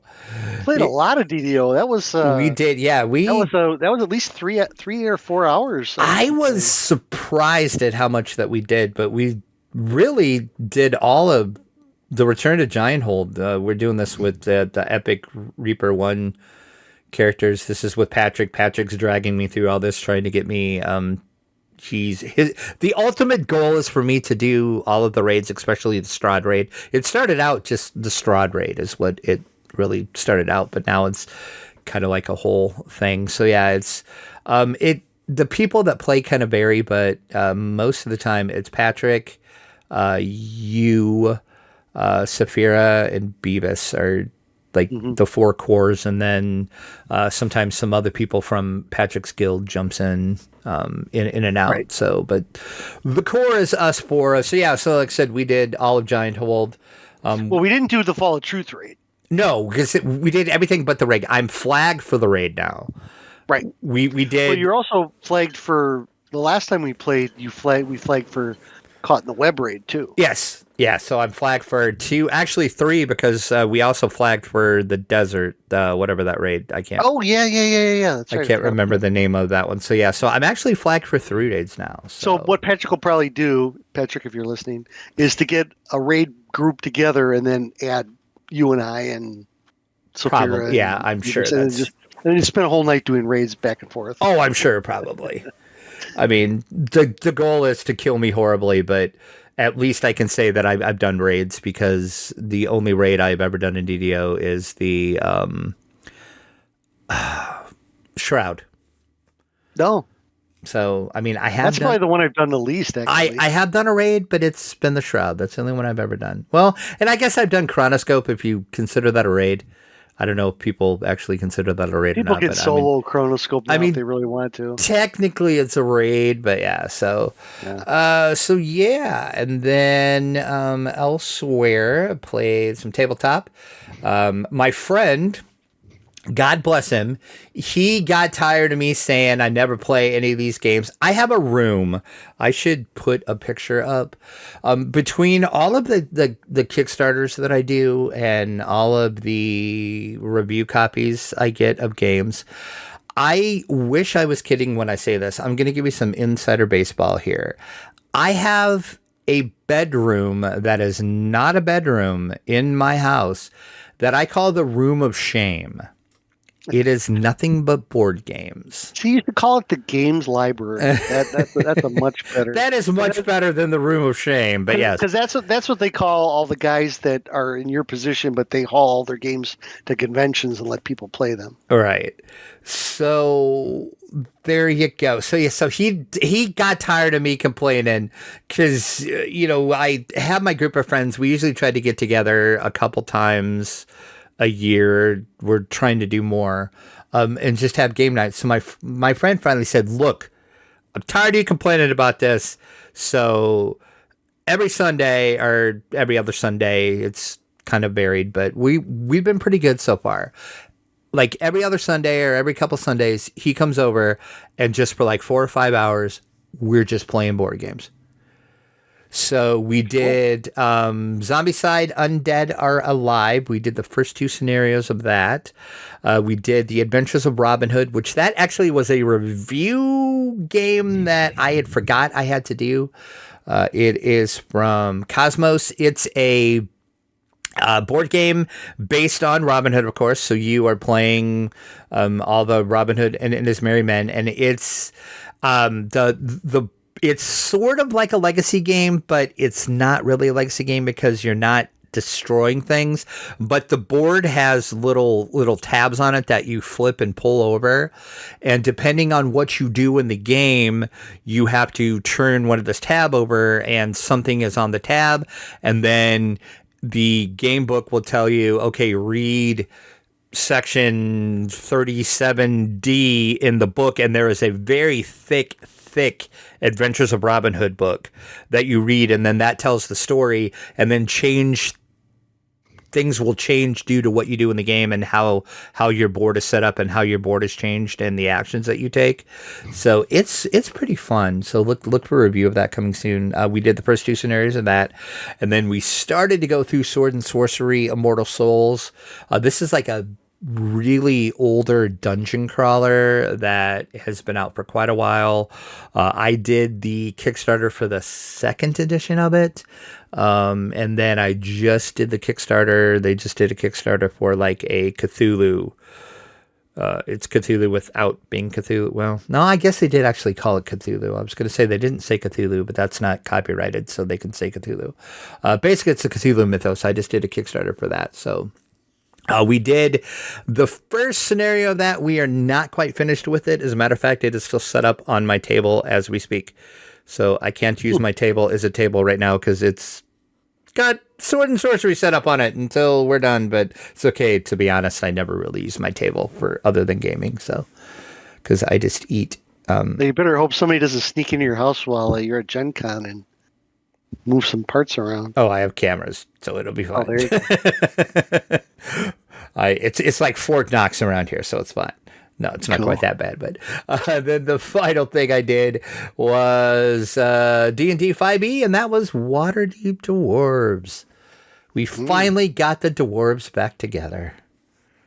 Yep. And you're heading back down into the dungeon. Yeah, and we managed to split the party. That's how we ended. I know. It was great. That's why it was great. I could tell you took a lot of pleasure in that. It's not as bad as you think it is. Yeah, probably not. But you're past Skullport, and now you're heading down into the lower levels, and that's where the fun starts. Oh yeah, and then like I've said before, even when you're not on the show, and I think you've heard because I know you listen to the show. I love this Waterdeep Dwarves game. It's so much fun. It's going to get interesting real quick. It's so fun. Yeah. For those keeping score at home, I'm still a dwarf. Still. Just saying. Yep. Just saying. Still a dwarf. I understand. We'll see. I'm sure you have a grand plan. I'm trusting the process, sir. I do have a grand plan. Okay. All right. So what about you? Me? Well, hey, you already talked about DDO and Waterdeep, so I can bypass that. On the other side of the fence, I had to get a new computer, and the computer madness has been deafening. I think I'm finally 90% up and running on the new computer, except for did I tell you this? The hard drive I got. I mean, you told me you had to order some hard drives. But yeah, so I had to. So my computer didn't. You couldn't use the old style hard drive. You had to use like SSDs or the chip hard drives. So I bought another chip hard drive, and they didn't send me the screw for it. No. You didn't tell me that. Oh my God. No, I don't have the screw, and I don't have any extras at work, and I had to order. No. So I can't. I bought this really great 1 terabyte chip drive for like $30 on sale, and I can't put it in because I don't have the stupid screw. Oh no. So I had to order a screw set for my motherboard from Amazon, and waiting for that to come in. So that ticked me off slightly. Oh, what the heck? Yeah, but anyway, now that I have a new computer, I can install some fun and exciting games, which I did. I installed the what was it, Drac? It was like from the 20th to the 27th. Yeah, you could pick up Elder Scrolls like Online for free. Instead of, I think they were only charging $20 for it, but the base game was free, so I installed it, and we're going to play it at some point in time. Yeah, like basically after Gen Con, we're gonna, because I haven't played it. Well, I got to reinstall. Mental note, reinstall that. I need to reinstall it. It's been forever since I played it, so yeah, I'm kind of looking forward. Yeah, we're just going to jump into it and basically going to be newbies together because I don't remember anything about it. Yeah, I've never played it before. And now that I have the whole EA Game Store and Epic Game Stores installed on my new computer, because my old computer really couldn't do video games very well. I mean, it ran DDO fine, but like a real video game. And I also installed Battlefront 2, which is a classic. Oh, nice. Yeah, nice. So I played a little bit of that last night. Got my butt handed to me by the clone troopers. So, what are you gonna do? And then I started a while ago, but I'm really gonna ramp it up. At my regular job, I've just been swamped because we're moving to a whole new computer system at work. Being the IT guy, that makes me very busy. Yeah, so I bet. Once that my evenings get cleared up. This is the first evening we're recording this. On a Monday evening. This is the first evening where I haven't been working in about 4 weeks. So, and we go live tomorrow. So there you go. But I had time I'll have time to do more of a couple of different things. So I'm writing a 3-part adventure for GaryCon for me and my old gaming group to run at the show. It's going to be first edition. And it's going to be a lot of fun. We're going to have a combination of miniatures and maps and painted stuff. We're also sponsored by Fat Dragon Games. So anybody who plays could get a gift certificate if they like to do 3D printing. Could get a gift certificate to the Fat Dragon Games 3D model store. Excellent.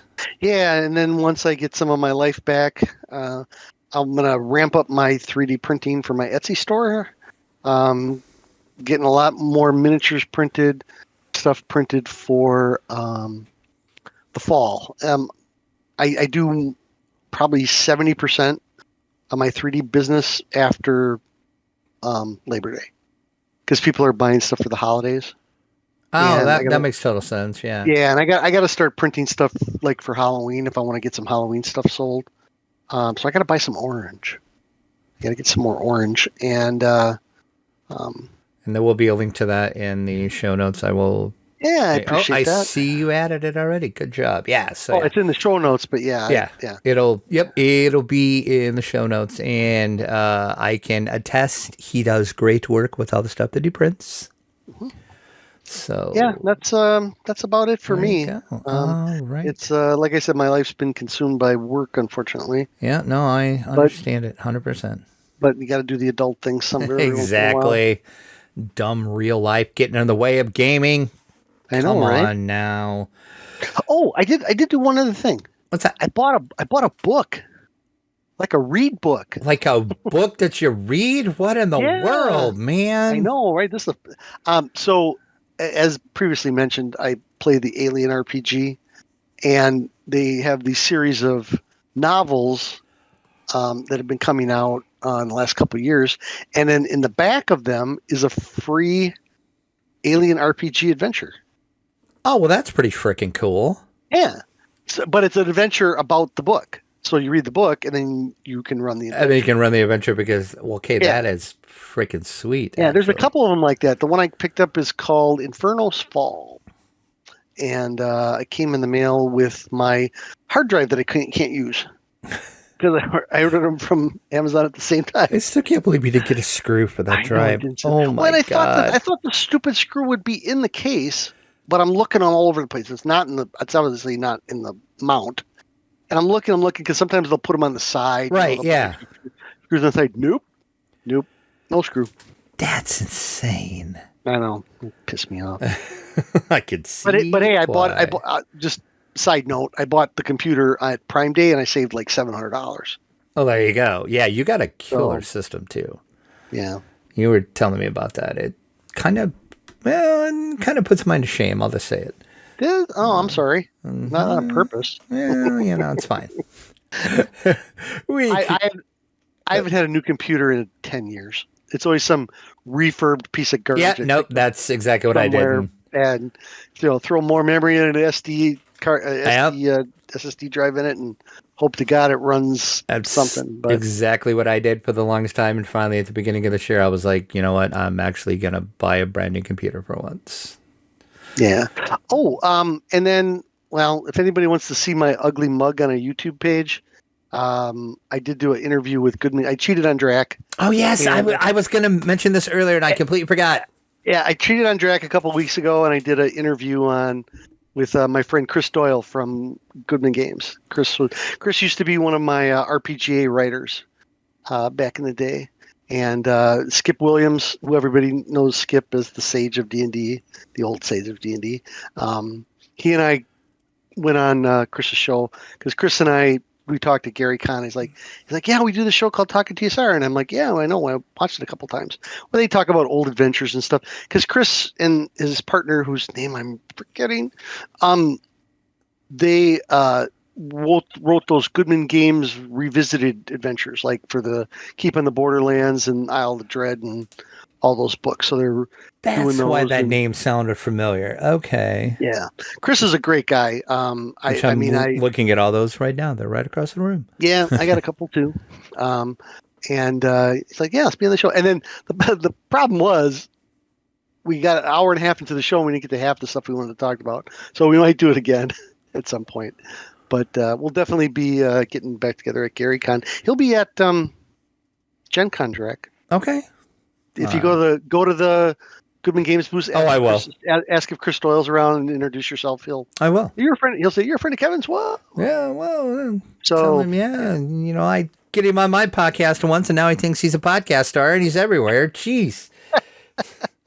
I wish. Man, I tell you. But anyway, that's all I have. And we'll put I'll have you put a link in there for that too, so people can watch that, because I definitely want to watch that. Yeah, you just posted it today. We did it a couple of weeks ago. Because it's you had told me about it, and I was looking for it because I just love to hear you talk about TSR, because you've been on the show many times, and some of it I talked about on your show first. So there you go. There you go. Yeah. Look at that. Yeah, get a little plug. All right. Speaking of plugs, we currently have 13 supporters over on our Patreon page. If you want to help support DDO players, you can go over to our donations page. You can support the Players Alliance, which is the podcast network we are a part of over on our Patreon. We use that money for our podcast hosting, website hosting, and to pay for the live shows that DDO Players occasionally does. We record a lot, but our sister site, Lotra Players, they record every Saturday Night Live. So they mainly do the live thing. Sometimes we do live. It just depends on what's going on with me. You can donate if you do not want to go through Patreon, which we've had a few people that do that. They say, hey, I don't want to do a monthly donation, but I would like to give you a donation to help you guys because I like what you're doing for the community. You can do that. Just shoot me an email at drac@ddoplayers.com and we'll talk. There's several different ways you can do it if you'd like to do it. We didn't get into reviews. If you want to leave us a review, you can do that. Your support helps out a ton.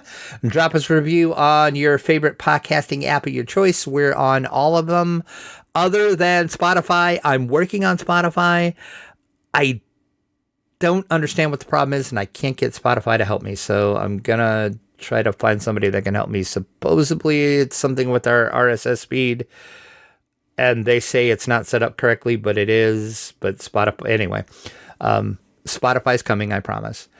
Just leave us a review on any of those apps. If you do, let us know which one, and we'll go ahead and read it on the show. And like I said, that does help because the more reviews we get on a podcast app, the more they push the podcast out and suggest it to other people that don't subscribe to it. We don't have any featured comments nor featured emails. You can email us if you would like, podcast@ddoplayers.com. And as I mentioned when we talked about the Gen Con coverage, you can follow us on Instagram and on Threads. Those are the two main social medias that we're going to be focusing our Gen Con coverage on. Also on our Facebook page as well, too. So you can follow us on those.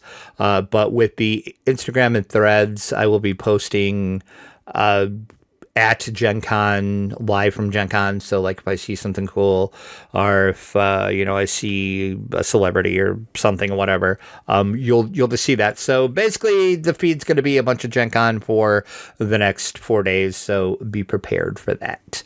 As I mentioned earlier, we do have 2 live shows on the Players Alliance.